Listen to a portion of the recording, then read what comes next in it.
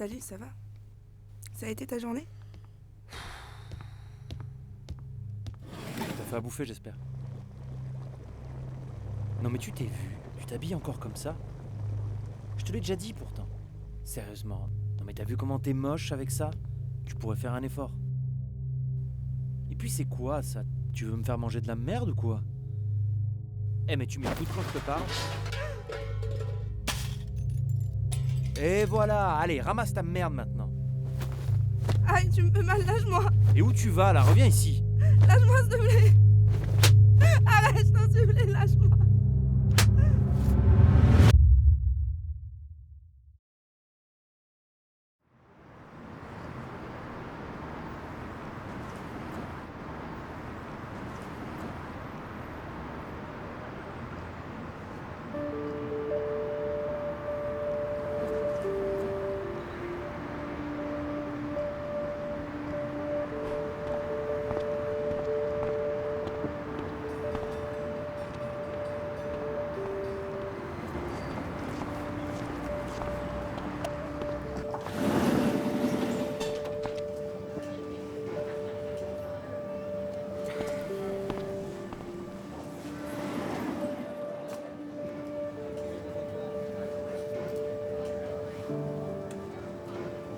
Madame?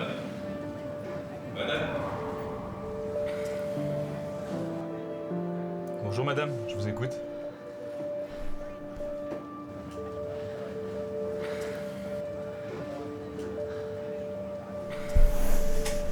D'accord, j'ai compris. Installez-vous juste sur le côté là. On va vous recevoir dans un endroit un peu plus adapté pour ça. Tout va bien se passer. Merci.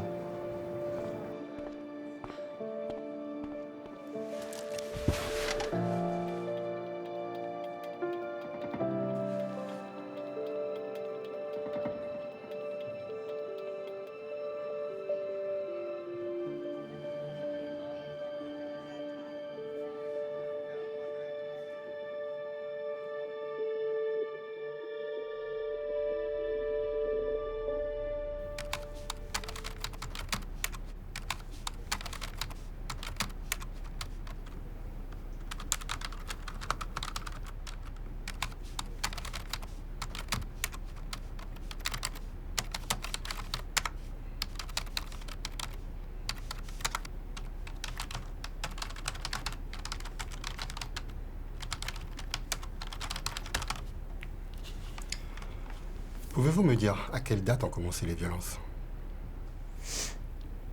Ça a commencé après le lycée. Je savais que c'était pas normal, mais j'étais trop amoureuse. Au début, c'était juste des petites réflexions méchantes. Et c'est quand je lui ai dit que je voulais qu'on se sépare qu'il m'a frappée pour la première fois. Et j'ai eu peur. Alors je suis restée.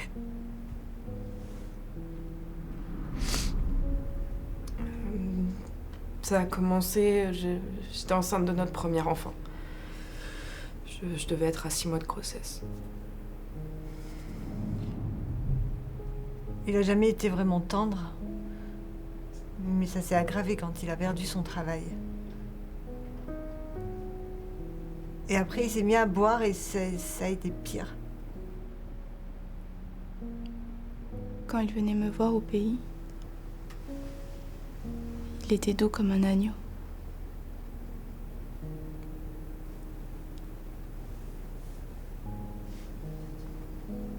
Il a changé quelques semaines après mon arrivée en France. En avez-vous parlé à un professionnel ou à votre entourage? J'en ai parlé à mon docteur il y a un peu plus d'1 an. Il m'avait fait un certificat médical. Je n'en ai jamais parlé à personne. On ne me croirait pas de toute manière. Vous savez, mon entourage me voit comme une femme forte. Et lui, tout le monde l'apprécie. Et puis il m'a menacée. Il m'a clairement dit que si je le quittais, j'aurais le droit à rien. Et qu'il obtiendrait la garde des enfants. J'ai pas d'emploi. Et ces violences que vous avez subies, pouvez me la décrire? La première fois, il m'a giflé tellement fort que je suis tombée. Je me suis cogné le front contre la commode. J'étais tellement surprise que j'ai rien fait. J'ai pas réagi, j'ai juste pleuré. J'aurais dû partir. Les gifles se sont transformés en coups de poing, en coups de pied. Et même avec des objets, tout y passait. Livres, télécommande, balai. C'est tout ce que je mérite, selon lui. Il dit que c'est de ma faute, il s'énerve. Et quand il me frappe pas, il m'humilie publiquement. Il me rabaisse devant les enfants, il me fait sentir une moins que rien. J'ai honte. Vous savez, les mots, c'est aussi douloureux que les coups. Ensuite, il s'excusait. Et sa famille me suppliait de lui pardonner. Je finissais toujours par lui trouver des raisons à son comportement. J'ai longtemps cru qu'il allait changer. Un jour, j'étais la plus jolie, la plus intelligente. Puis un autre jour, j'étais qu'une merde à ses yeux. Il m'a éloignée de tout le monde. Ma famille, mes amis. Je veux plus personne. Je l'entends encore me dire, si tu pars, tu verras plus les enfants. Et de toute façon, personne ne voudra de toi. Il m'a même dit qu'il me défigurerait.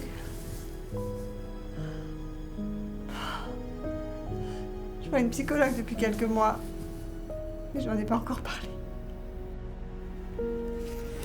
Il me disait que si j'en parlais, je n'aurais pas mon titre de séjour. Et qu'on me renverrait au pays sans mes enfants. D'ailleurs, il garde mes papiers. Ça fait des mois que je dors plus. Je suis complètement à bout. Je suis cassée à l'intérieur. Je veux que ça s'arrête. Mais je veux pas lui causer d'ennui non plus. Vous devez me prendre pour une folle. Comment je vais faire pour vivre sans lui, moi, hein? Je veux pas qu'il aille en prison à cause de moi. Parfois, les mots font bien plus mal. Je n'oublierai jamais ce moment où il m'a maintenu la tête au-dessus de la cuvette des toilettes. Il m'a forcé à regarder le fond en me disant que je ne valais guère mieux que ce qu'on y voyait.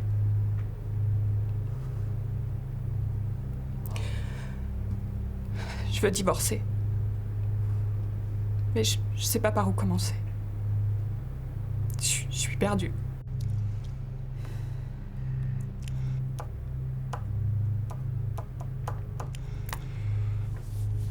Bon. Je dois vous poser une question qui peut vous mettre mal à l'aise. Mais je dois vous la poser. Vous est-il contraint à subir des pratiques sexuelles sous la menace ou la violence? Oui. Même si je dis non, il le fait quand même. Il dit qu'il a le droit parce qu'on est mariés. Et votre compagnon, il possède des armes? Non, mais une fois, il m'a menacé avec un marteau.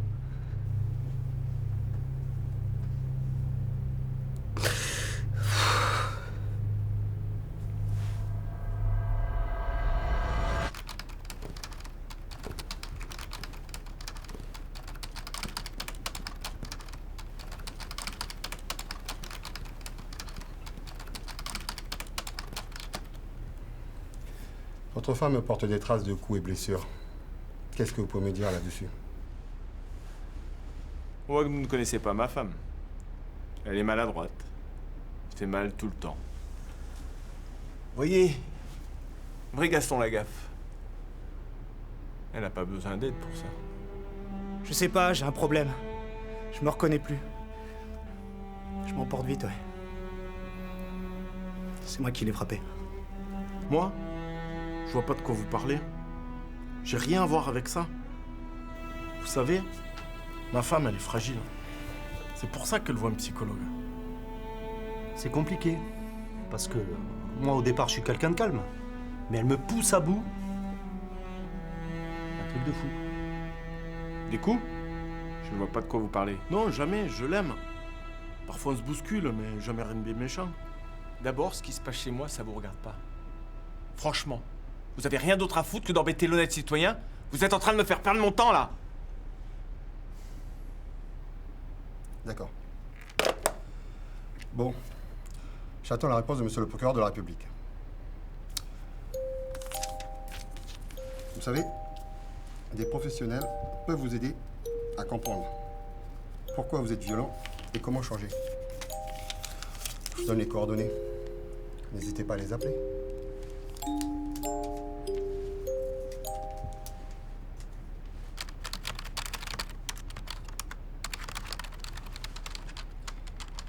Et les enfants, ils se trouvaient où au moment des violences?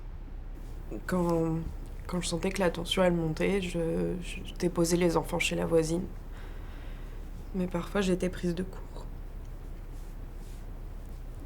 La présence des enfants, ça le freinait pas. Certains soirs, les enfants étaient dans leur lit. Je lui demandais d'arrêter, mais il m'écoutait pas. Il s'arrêtait quand les enfants se réveillaient en pleurant. Mes enfants vont pas bien.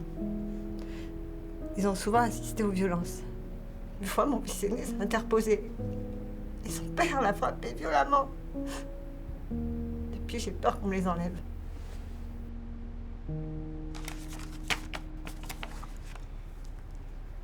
Vous avez fait preuve de courage, madame, en venant me parler aujourd'hui. Et je vous en remercie. Je poursuis mon enquête. Ensuite, je transmettrai votre dossier à monsieur le procureur de la République pour décision. Monsieur pourrait être incarcéré. Avez-vous du soutien autour de vous, afin de ne pas vous retrouver seul? Non. J'ai pas de famille ici. C'est lui qui paye le loyer, les charges. Enfin... Mais comment je vais m'en sortir?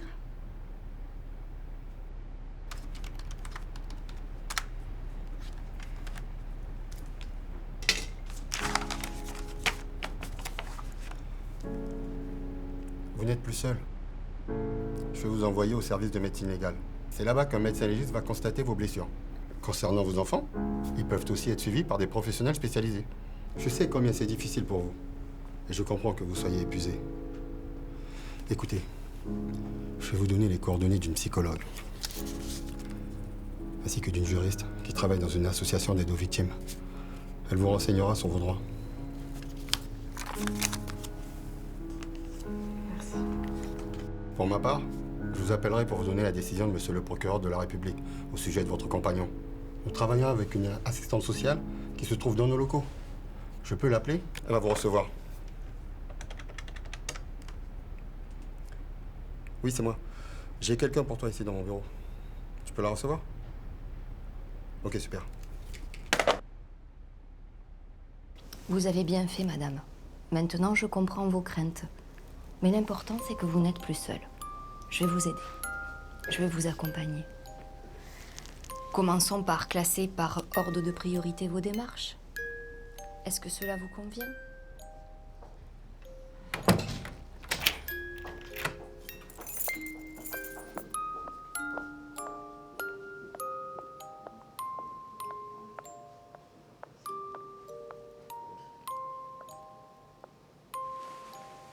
Quand j'ai porté plainte et que l'agent de police m'a dit « Je vous crois, madame », j'ai eu un soulagement. Ça a été long, mais ça en valait la peine. J'ai pu compter sur l'aide de l'assistante sociale et de la psychologue du commissariat. Mon avocat a informé le juge aux affaires familiales et j'ai enfin pu divorcer. Aujourd'hui, je peux vous dire que ça va beaucoup mieux. J'ai voulu aller porter plainte une fois et quand je suis arrivée au commissariat, je suis repartie. Il y avait trop de monde et j'ai eu honte de dire pourquoi j'étais là. Une patrouille est intervenue à la maison parce que des voisins avaient appelé la police. J'ai nié les violences parce que j'avais très peur. Et puis un policier m'a pris à part et m'a donné le numéro de l'assistante sociale du commissariat. Je crois que c'est ça qui m'a décidé à agir. Je n'arrivais plus à suivre mes cours à la fac. J'arrivais pas à me concentrer. On vivait dans un studio et je me sentais pas en sécurité. L'assistante sociale m'a demandé si je voulais partir. Elle m'a proposé de me mettre à l'abri. La meilleure décision que j'ai prise, ça a été d'accepter.